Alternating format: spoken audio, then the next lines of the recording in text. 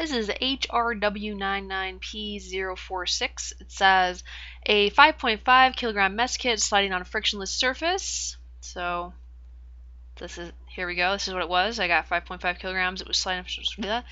Explodes, boom, into two halves.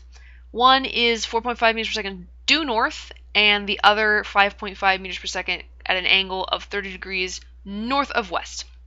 I want to know what the original speed of the mess kit was. What was V? Notice they didn't say anything about what direction the mess kit was sliding when we started. In fact, it's probably going to be at some angle theta that I don't know. Okay, so make this full screen here. Oh, where's my full screen? There it is. Okie dokie. Here's the thing. There are no outside forces here, just like every other problem we've been doing here. So that means that the total momentum has to stay the same. You should get that tattooed on you or something. Well, not really, but write it down, put it in your head, dream about it, something. In the absence of outside forces, the total momentum has to stay the same.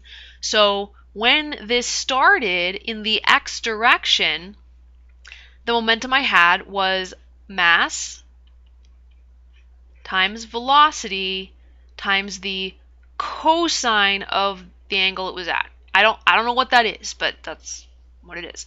That's all the momentum I had. So that's got to equal the momentum that I had after the fact. So after the fact, I've got to add these up. I've got this mass times its velocity in the x direction. Well, it's straight up.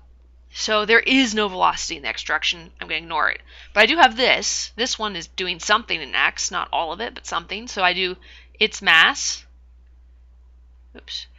times its velocity. To get that in the x direction only, I do the cosine of the angle. Okie dokie. Now I'm going to combine a bunch of stuff. So if I multiply these together and divide both sides by 5.5, I end up with V cosine 30. Put that, not cosine 30. V cosine theta, theta being the angle at the beginning that I don't know. If I put all this together, including the cosine 30, I get 2.38. Okay. That's as far as I can go right now, because I have one equation right now and two unknowns, and that's no good. So where can I get another equation from? Well, I can get another equation from the y stuff. So I'll do the exact same thing for the momentum in the y direction. So in the y direction, the momentum I started with was mass times velocity times the sine of that angle. And the momentum I end up with is, I got this one is straight up, so I got mass, times velocity. The angle here is 90 degrees, the sine of 90 is 1, so I can leave that part off, plus mass times velocity. Here.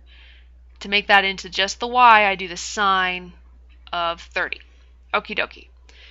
Now, if I put all this together, just like last time, so I'm going to multiply these together, I'm going to multiply these together, sine of 30 is a half, so that's nice.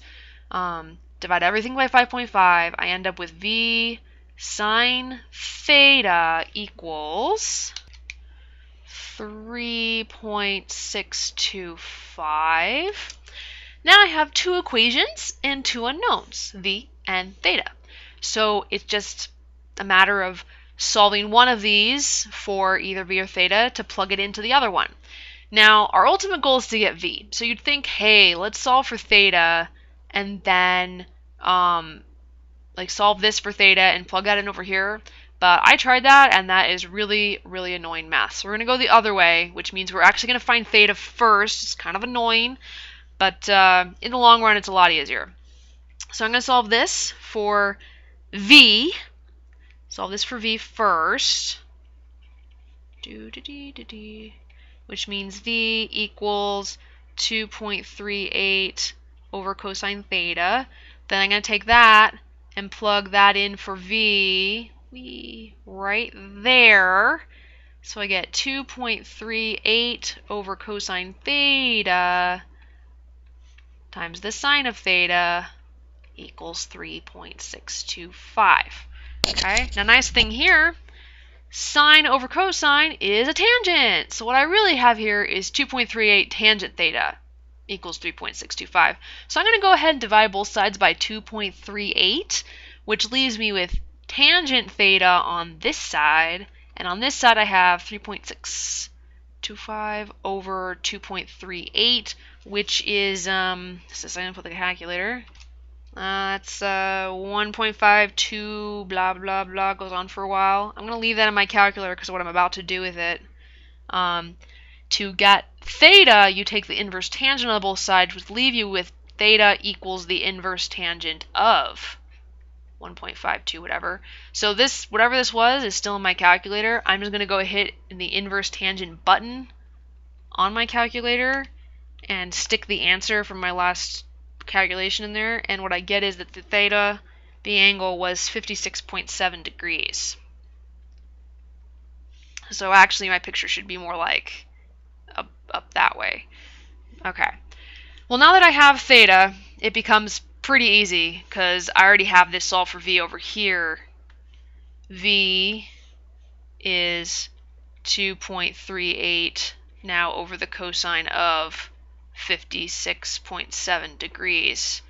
So if I put all of that in my calculator, I end up with, let me just do that real fast, 2.38 divided by answer from the last calculator. Yeah, I get 4.34 meters per second. Let's go check it. Yep, 4.34 meters per second. We're good. Stop.